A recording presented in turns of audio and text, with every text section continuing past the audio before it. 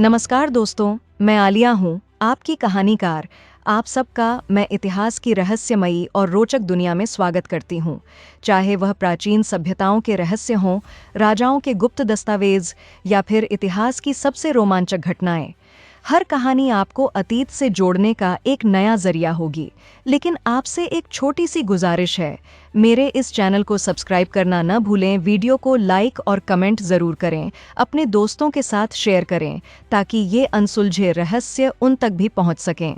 तो आइए दोस्तों, शुरू करते हैं हमारी आज की एक और अनोखी और दिलचस्प इतिहास की अनसुलझी कहानी को। उम्मीद है कि हमेशा की तरह आप सब लोग मेरी इस कहानी को भी पसंद करेंगे।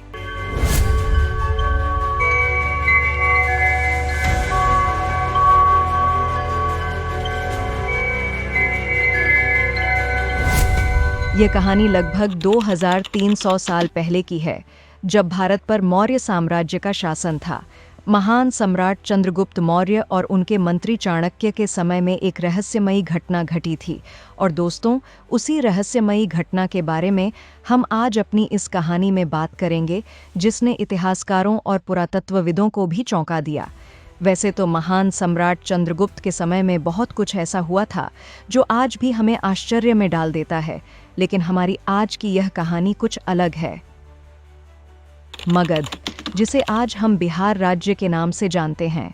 मगध यानी आज के बिहार के घने जंगलों के बीच एक गुप्त सरोवर हुआ करता था। कहा जाता था कि यह झील किसी भी साधारण जलाशय से अलग थी। यह झील असाधारण थी। वहां जाने वाला कोई भी व्यक्ति अचानक गायब हो जाता। गांव वालों के अनुसार झील के पास एक प्राचीन मंदिर था। वह मंदिर बहुत ही खूबसूरत था। उस मंदिर की संरचना बहुत ही बारीकी और सफाई से बनी हुई थी। लेकिन दोस्तों, आपको यह जानकर हैरानी होगी कि उस मंदिर में एक रहस्यमयी शक्ति का वास था। गांव में से जो भी व्यक्ति वहां जाता, वह गायब हो जाता। इस बात से आसपास के गांव वाले बहुत परेशान थे। जब इस रहस्य के बारे में लोगों ने सम्राट चंद्रगुप्त को बताया, तो पहले तो वे बहुत हैरान और परेशान हुए। उस रात वे सो नहीं पाए, ये जानकर कि उनके राज्य से इतने लोग अचानक गायब हो चुके हैं और जिनका कोई सुराग नहीं मिला। तब उन्होंने फैसला किया और अपने सबसे बहादुर योद्धाओं को इसकी जांच करने के लिए भेजा। लेकिन वही हुआ जिसका डर था। औरों की तरह उनके वे सारे योद्धा भी अचानक गायब हो गए। सम्राट चंद्रगुप्त मौर्य के मंत्री चाणक्य को यह बात अजीब लगी और उन्होंने यह फैसला किया कि वे खुद जाकर इसकी जांच करेंगे। चाणक्य बहुत बुद्धिमान थे। उन्होंने एक चाल चली। उन्होंने अपने कुछ जासूसों को आदेश दिया कि वे रात के अंधेरे में झील के पास छुपकर देखें कि आखिर वहां क्या हो रहा है। कुछ रातों के बाद जासूसों ने एक भयानक दृश्य देखा। झील की सतह पर अचानक हलचल हुई और पानी में से अजीब रोशनी निकली। कुछ देर बाद एक रहस्यमयी आकृति प्रकट हुई और जो भी झील के पास होता, वह गायब हो जाता। पहले तो चाणक्य भी डर गए और परेशान हुए यह सब देखकर। लेकिन कुछ देर बाद उन्होंने सोचा कि जरूर कोई ना कोई रास्ता होगा जहां से यह अजीब रोशनी आ रही है। जब चाणक्य और उनके सैनिक झील के नीचे पहुंचे, तो वे हैरान रह गए। झील के अंदर एक गुप्त सुरंग थी जो एक प्राचीन गुफा की ओर जाती थी। तब उन्होंने बिना डरे उस गुप्त सुरंग के अंदर जाने का फैसला किया। चाणक्य और उनके सैनिक डरते डरते उस गुफा के अंदर जा रहे थे। कभी कभी अजीबोगरीब आवाजें आती, तो कभी हवा का तेज झोंका उन्हें महसूस होता। कुछ सैनिकों ने उनसे अनुरोध किया कि वे वापस लौट चलें, लेकिन चाणक्य नहीं माने। उन्होंने आगे बढ़ने का फैसला किया। कुछ दूर चलने के बाद अचानक गुफा की एक दीवार गिर गई। इस घटना ने उन सबको और भी डरा दिया।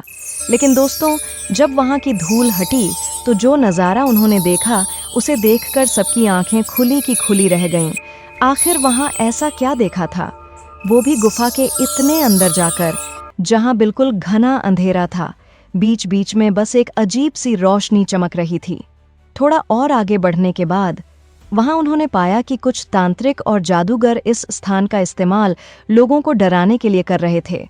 और जो भी वहां जाने की हिम्मत करता, तांत्रिक उन लोगों को मार देते या हमेशा के लिए कैद कर लेते, ताकि वे बाहर जाकर सच्चाई न बता सकें।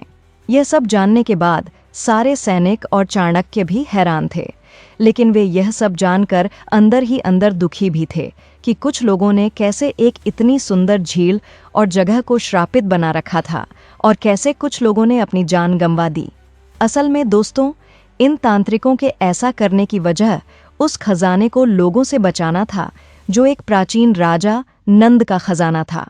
यह खजाना मौर्य साम्राज्य के आने से भी सैकड़ों साल पहले से वहां मौजूद था।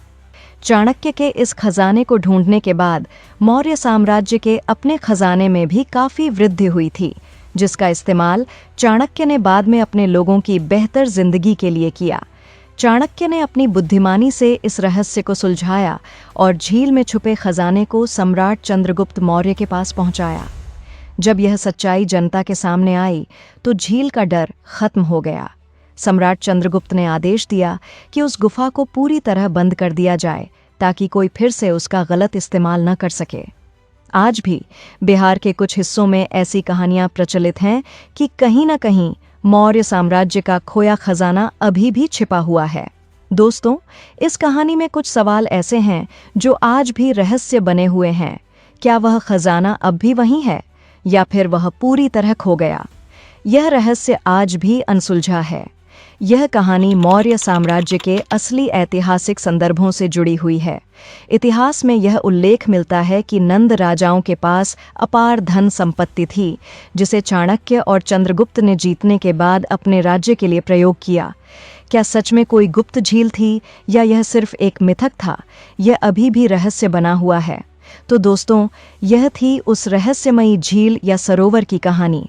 उम्मीद है कि आपको यह कहानी पसंद आई होगी और इससे आपको कुछ नया जानने को भी मिला होगा। हमारा इतिहास एक गहरा समंदर है जो ऐसी ही अनसुलझी और रहस्यमयी कहानियों से भरा हुआ है। अगर आपको यह वीडियो पसंद आया हो तो इसे लाइक करें, शेयर करें और कमेंट में बताइए आपको क्या लगता है, यह झील आज कहाँ होगी। ऐसे और भी रोमांचक और रहस्यमयी वीडियो देखने के लिए चैनल को सब्सक्राइब करें और बेल आइकन दबाएं ताकि आप कोई भी नई कहानी मिस न करें। मिलते हैं अगली रहस्यमयी कहानी में। तब तक के लिए अलविदा।